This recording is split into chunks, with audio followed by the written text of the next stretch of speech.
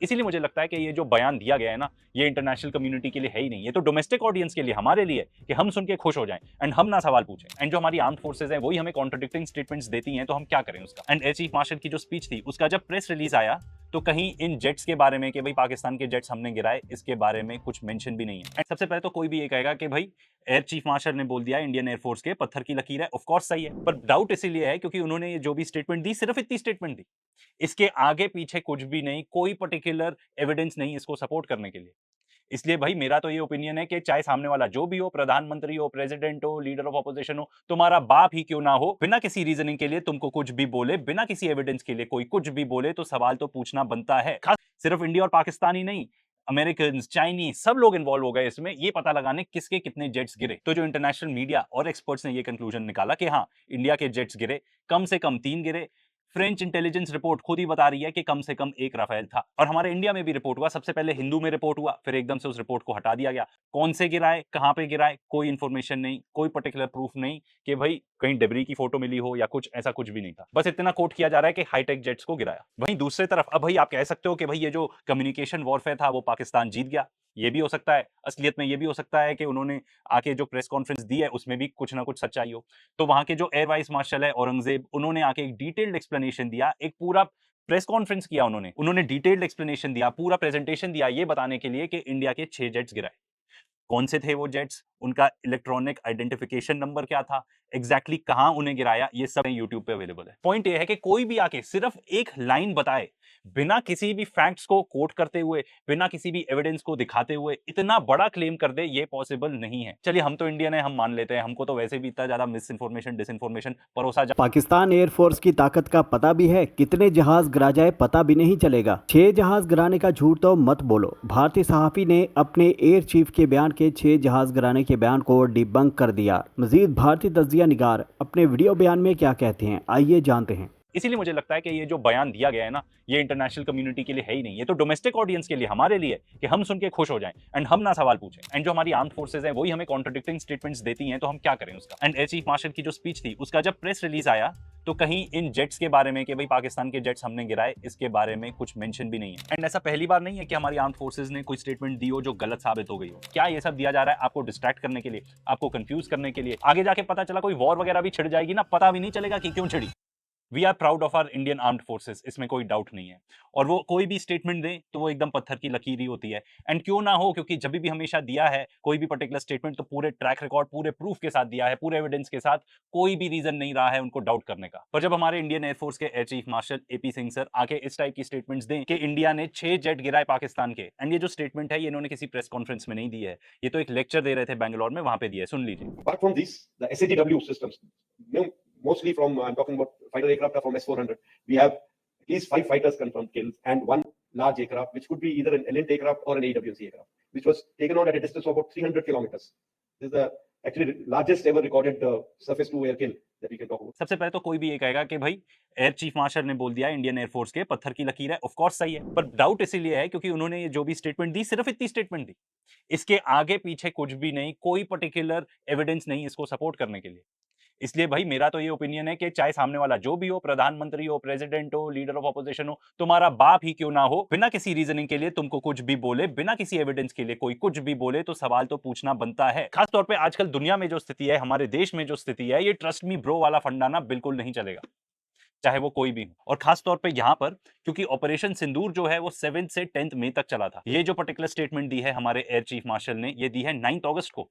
एक और बहुत अहम चीज हुई थी 8 अगस्त को, इससे रिलेटेड बिल्कुल भी नहीं है, वो ये थी कि राहुल गांधी ने प्रेस कॉन्फ्रेंस करके ये अलेज किया था कि वोटर चोरी हो रही है। मैं आपको बता रहा हूं कोई रिलेशन नहीं है, ये तो बस एक न्यूज थी 8 अगस्त की, आपको बतानी जरूरी थी। मई से अगस्त के बीच में, यानी कि ऑपरेशन सिंदूर से लेके ये जो पर्टिकुलर स्टेटमेंट दी है सर ने, क्या क्या हो चुका है पूरे टाइम दुनिया स्पेकुलेट करती रही, किसी ने भी नहीं छोड़ा भाई, चाहे वो हमारे पॉलिटिशियंस हो, आर्म्ड फोर्सेस के रिटायर्ड लोग हो, क्रिएटर्स ही क्यों ना हो। इतने सारे इंटरनेशनल क्रिएटर्स हैं जिन्होंने दिन रात रोज के रोज ऑपरेशन सिंदूर के बारे में वीडियोस बनाई। सिर्फ इंडिया और पाकिस्तान ही नहीं, अमेरिकन, चाइनीज, सब लोग इन्वॉल्व हो गए इसमें, ये पता लगाने किसके कितने जेट्स गिरे। तो जो इंटरनेशनल मीडिया और एक्सपर्ट्स ने ये कंक्लूजन निकाला कि हाँ, इंडिया के जेट्स गिरे, कम से कम 3 गिरे। फ्रेंच इंटेलिजेंस रिपोर्ट खुद ही बता रही है कि कम से कम एक राफेल था। और हमारे इंडिया में भी रिपोर्ट हुआ, सबसे पहले हिंदू में रिपोर्ट हुआ, फिर एकदम से उस रिपोर्ट को हटा दिया गया। उसके बाद वायर ने रिपोर्ट किया, कुछ टाइम के लिए तो वायर की वेबसाइट ही डाउन हो गई थी, आप एक्सेस भी नहीं कर पा रहे थे, लग रहा था वायर देखने के लिए भी वीपीएन ही यूज करना पड़ेगा। पर फिर उसके बाद वायर ने भी वो न्यूज आर्टिकल हटा दिया एंड वायर वेबसाइट भी वापस आ गई। ऑपरेशन सिंदूर की प्रेस कॉन्फ्रेंसेज हो गई। हमारे एयर मार्शल भारती साहब ने भी बताया कि भाई losses are a part of combat. उन्होंने कहीं ना कहीं ये भी हिंट किया कि हाँ हमने एयरक्राफ्ट गिराए हैं, कितने गिराए, क्या गिराए, ये कुछ भी नहीं डिस्कस हुआ। साथ ही साथ उन्होंने बहुत ही डिटेल्ड डिस्कशन किया, पूरे स्लाइड्स दिखाए कि कहाँ कहाँ पाकिस्तान की एयरफील्ड्स को या उनके क्या क्या इक्विपमेंट को हमने डैमेज किया। हिंदुस्तान टाइम्स ने तो ये भी रिपोर्ट किया, और भी किसी गोदी मीडिया चैनल्स ने हो सकता है रिपोर्ट किया हो कि हमने भी उनके जेट्स गिराए।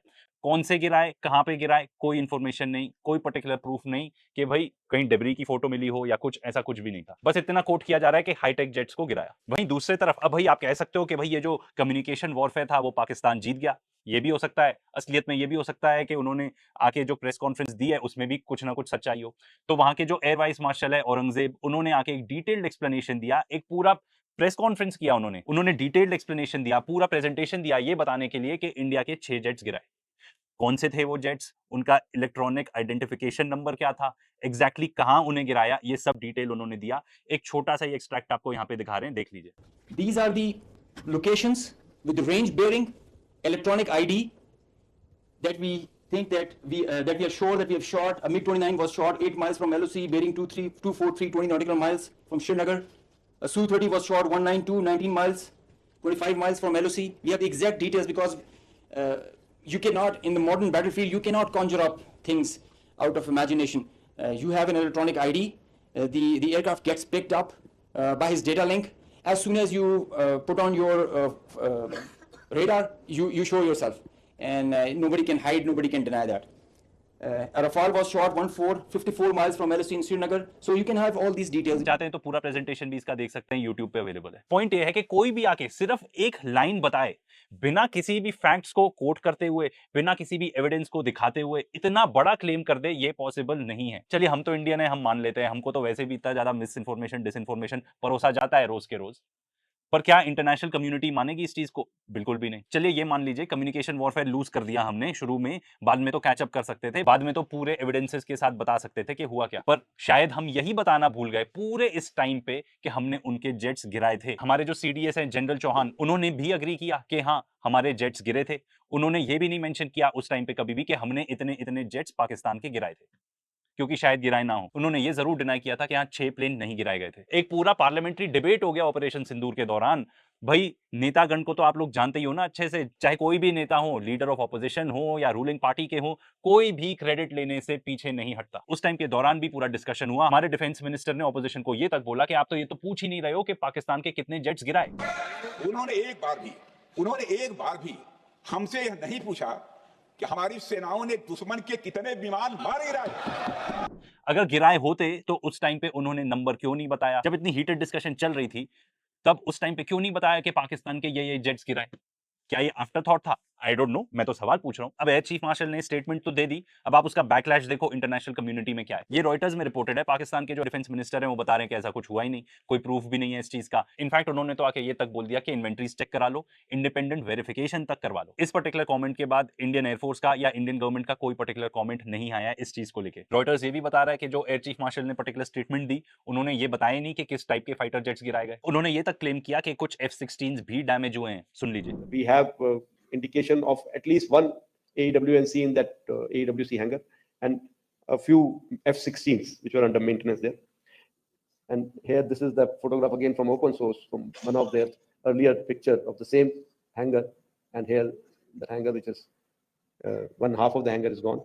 And I'm sure there were some aircraft inside which have got damaged there. Reuters ही बता रहा है कि यूएस ऑफिशियल खुद आके बता रहे हैं कि भाई ऐसा कोई भी मामला उनके पास तो एटलीस्ट जानकारी नहीं है कि F-16 कोई भी डैमेज हुआ हो। सर मेरा रिक्वेस्ट है कि प्लीज प्लीज जो भी मोटिव रहा हो, अगर मान लीजिए बात असली है तो प्लीज आके कॉन्क्रीट प्रूफ दीजिए उस चीज का, और अगर नहीं है तो अपने और देश की क्रेडिबिलिटी के साथ खिलवाड़ मत कीजिए please.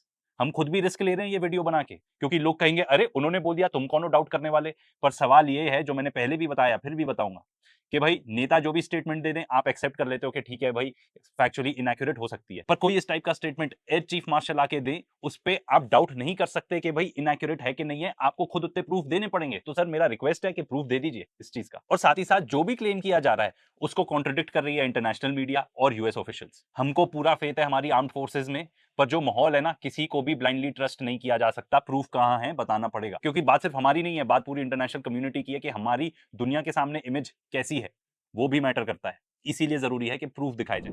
There was very clear political will, very clear directions which were given to us, and there were no kind of restrictions which were put on us. Many people have spoken somewhere. Unfortunately, everybody is speaking about it. कि कुछ ना कुछ मैं बोल दूंगा इस बारे में. So there have been talks about was there any restriction? Were you kept constrained? If there were any constraints, they were self-made. We, the forces, decided what will be our rules of engagement. We, the forces, decided what will be the escalation ladder that we want to ride on. We decided how we want to control the escalation.